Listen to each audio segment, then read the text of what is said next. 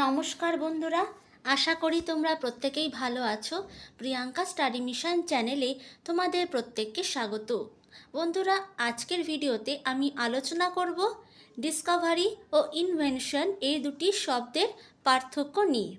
কারণ ডিসকভারিকেও বাংলাতে আবিষ্কার এবং ইনভেনশনকেও বাংলাতে আবিষ্কার বলা হয়, কিন্তু দুটোর মানে কি আসলে এক? তা কিন্তু নয়।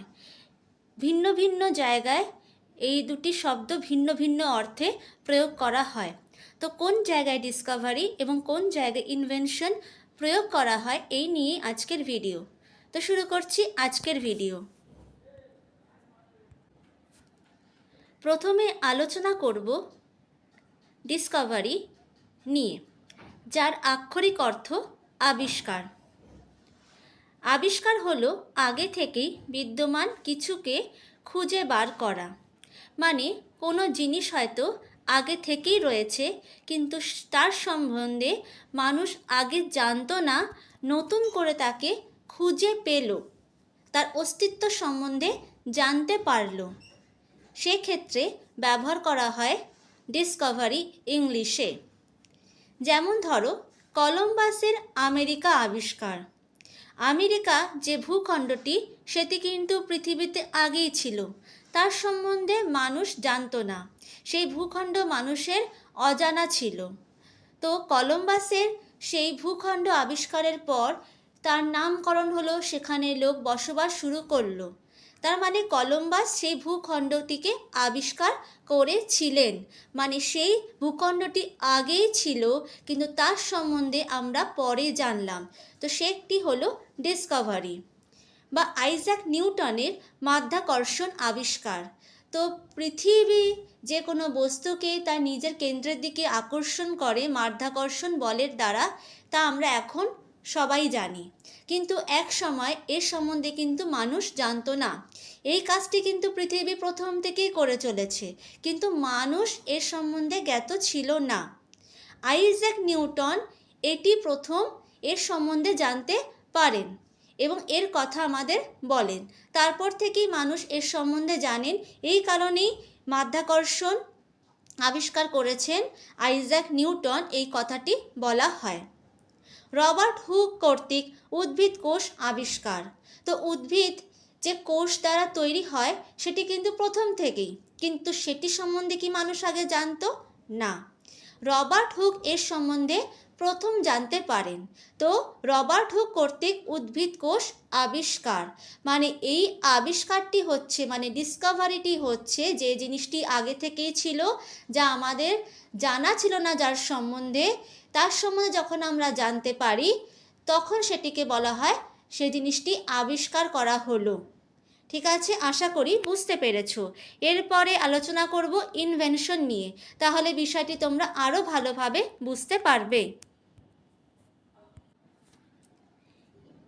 ইনভেনশনকে যদিও বাংলাতে আবিষ্কার করে বলা হয়,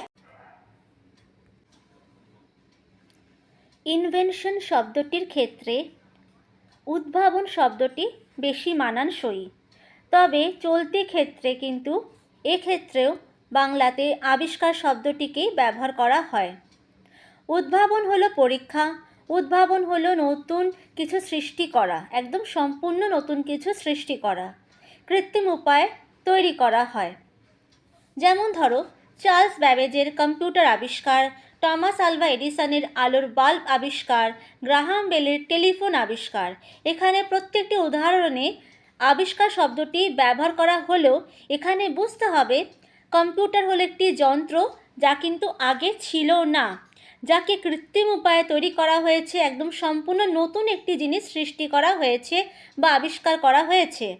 আলোর বাল্বও কিন্তু আগে ছিল না, একে টমাস আলভা এডিসন তার বুদ্ধি, তার কৌশল, প্রযুক্তির দ্বারা আবিষ্কার করেছেন। গ্রাহাম বেল যে টেলিফোন আবিষ্কার করেছেন সেটিও কিন্তু আগে ছিল না। তার মানে এক্ষেত্রে দেখা যাচ্ছে যে কম্পিউটারই হোক বা বাল্ব হোক বা টেলিফোনই হোক, এগুলো কিন্তু আগে থেকেই ছিল না। এগুলো হলো যন্ত্র, এগুলোকে মানুষ তার বুদ্ধি, তার কৌশল, তার প্রযুক্তির দ্বারা কৃত্রিম উপায়ে তৈরি করেছে বা সৃষ্টি করেছে। তো এগুলির ক্ষেত্রেও বাংলাতে আবিষ্কার শব্দটি ব্যবহার করা হলেও আমাদের বুঝতে হবে এই ক্ষেত্রে যে আবিষ্কার সেটি কিন্তু হলো আসলে ইনভেনশন।